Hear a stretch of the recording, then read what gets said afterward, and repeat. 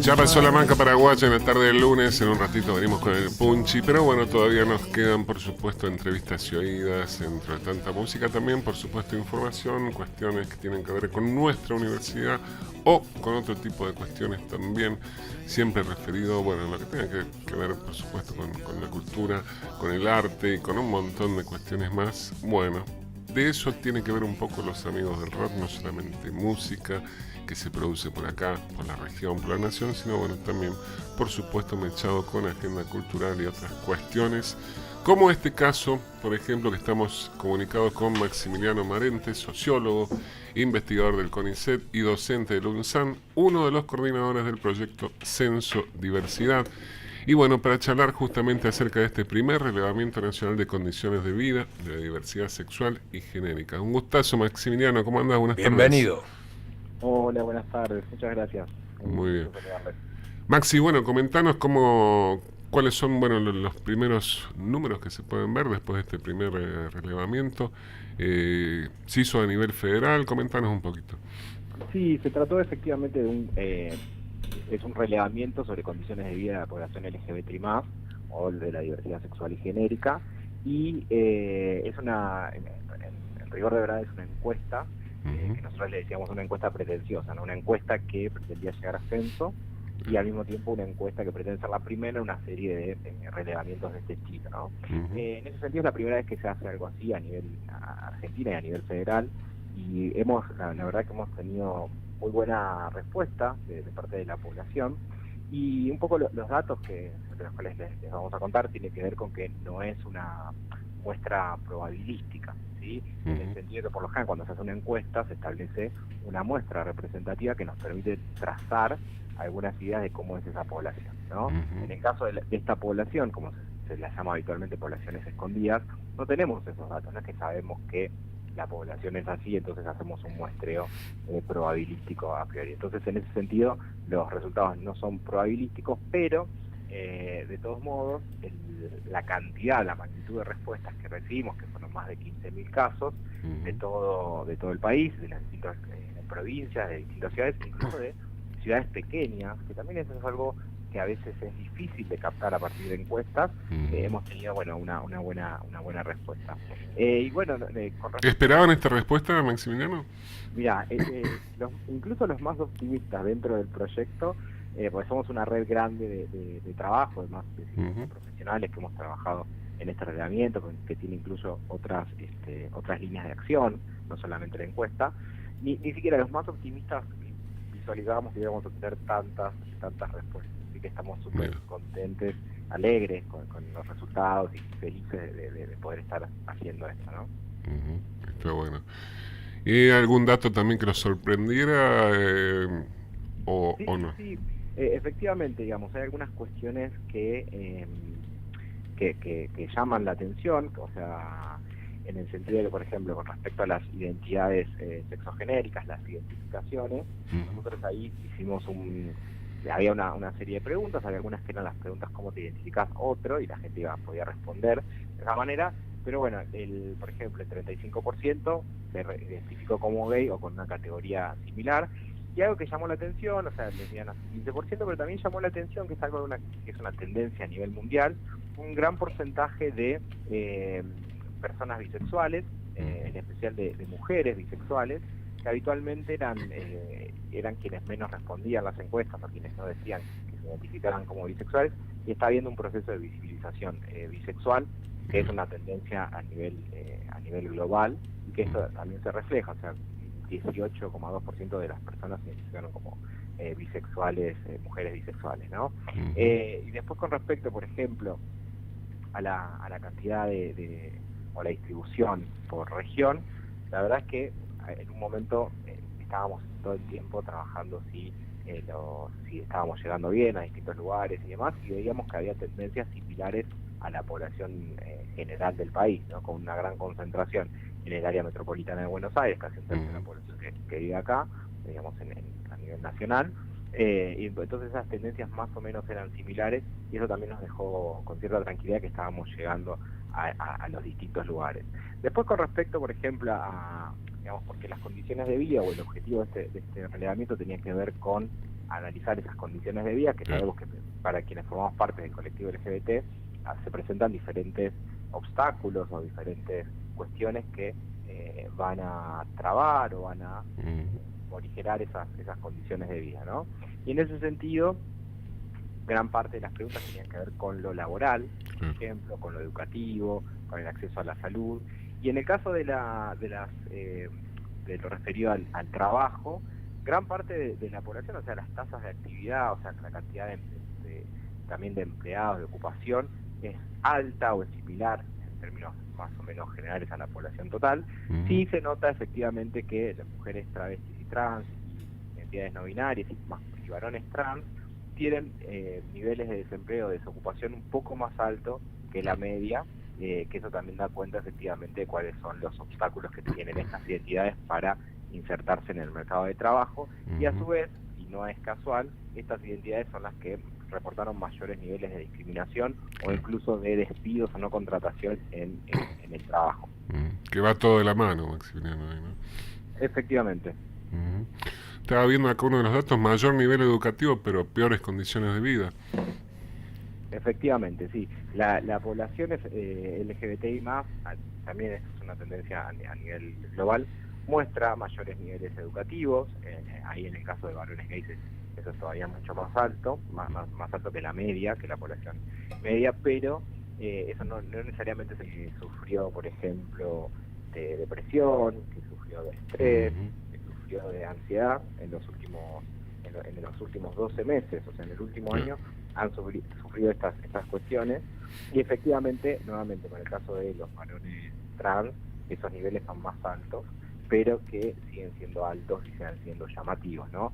Como hay algo de formar parte de este colectivo, ser gay, lesbiana, trans, hacen que una no pueda estar tranquila en su vida cotidiana, tenga efectivamente diferentes discriminaciones o diferentes barreras para poder desenvolverse de una manera tranquila, por así decirlo, ¿no? O sin mayores temores. Y después eso, como te decía, también se traduce en los niveles o las mayores niveles de discriminación en el trabajo, pero también en el ámbito educativo, ¿sí? O sea, si bien hay mayores niveles educativos, eso no quita que esos espacios sean 100% abiertos a la diversidad. Ahí se generan otros mecanismos de discriminación en el ámbito educativo, que puede ser por parte de compañeros y compañeras o por parte de directivos y docentes. Claro, puede ser claro.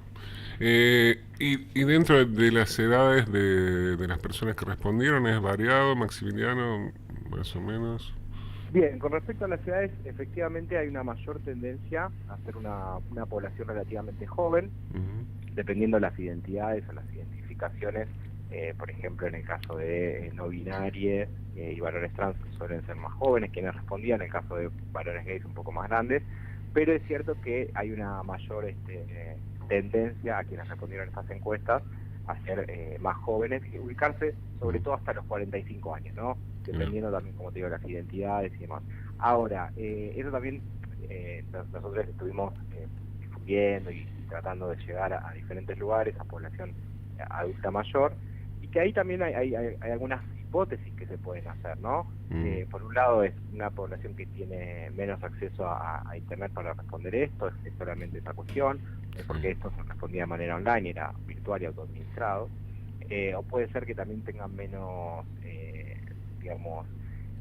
ganas de hablar de esas cuestiones o de identificarse a partir de esas identidades, más allá de cuáles fueron sus prácticas y cómo han vivido su vida. Y al mismo tiempo también otra de las cuestiones puede ser que no se sientan tan cómodos y no se sientan tan cómodos visibilizando estas cuestiones. Entonces, en ese sentido, un poco lo que venimos pensando, y como te decía anteriormente, la idea de que sea una primera encuesta, una serie más grande de encuestas, tiene que ver con eso, con profundizar, por ejemplo, hacer un estudio más específico sobre adultos mayores LGBT, que aparte Argentina tiene una tradición muy interesante de conquistas de derechos sociales y demás, y en las cuales en América Latina fue el primer lugar en el cual, además del matrimonio igualitario, en el cual también se inauguró una casa de adultos mayores, de jubilados LGBT. Entonces, en ese sentido también es un lindo desafío. Y por otro lado, también hay algo de las condiciones de vida. O sea, se sabe que las personas trans, en especial travestis y transfeminidades, tienen menores expectativas de vida. Sí. Eso está empezando a cambiar un poco, pero sigue siendo un gran problema. O sea, es una población que no llegó a ser adulta mayor. En el caso de varones gays hay algo que también sucedió de manera similar con lo que fue la epidemia del VIH-Sida. Entonces, también que tiene que ver con la discriminación laboral, por sobre todo, Maximiliano, ¿no? Efectivamente, con la discriminación laboral. Y insisto con esto, como hay algo de ciertos derechos que se han conquistado y están, y cosas que han cambiado y que han permitido que las nuevas generaciones vivamos otras experiencias, pero eso no exime de discriminación, ¿no? Y de ciertos mecanismos de discriminación que existen en el ámbito del trabajo, por parte, por ejemplo, de compañeros y compañeras de trabajo, a veces por clientes, a veces por superiores. Entonces, un sinfín de situaciones en las cuales uno no pueda estar como más tranquila y desempeñarse y desenvolverse de una manera más natural, por así decirlo, entre comillas, ¿no? En el sentido de estar tranquilo en ese ámbito. Y eso también repercute, como decía, en cierto estrés, algo que es interesante con respecto al trabajo que estamos haciendo, un trabajo más cualitativo, y que va apareciendo en las respuestas de las personas, es tener que demostrar más una mejor performance en el trabajo, ¿no? Como mayores niveles de productividad, mayores niveles de compromiso y demás, que eso también después repercute en esos niveles de estrés y de ansiedad que se van generando. Me imagino. Maximiliano, o sea que queda mucho por hacer todavía, más allá de las mejoras de estos últimos tiempos. Efectivamente, queda mucho por hacer. De todas maneras, hay algo que, digamos, siendo optimistas, es un país en el cual ha habido muchos avances, y al mismo tiempo ahora con este tipo de información tenemos datos más fehacientes y de mayor calidad que permitan después orientar políticas públicas. Un poco el objetivo del proyecto era generar información de calidad que permita generar un diagnóstico lo más certero posible de cuáles eran las condiciones de vida, para a partir de ahí sí establecer políticas públicas en base a evidencia científica. Bueno, y caímos de eso, todo termina siendo una decisión política en cierta forma, y bueno, ¿qué irá a pasar después de las elecciones, Maximiliano, también, no? Sí, efectivamente,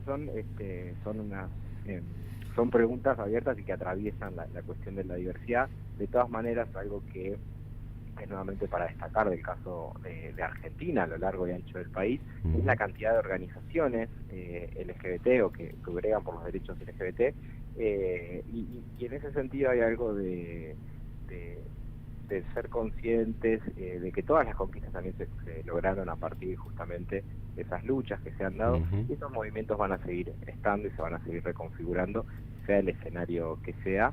Entonces en ese sentido hay algo ahí que es muy interesante.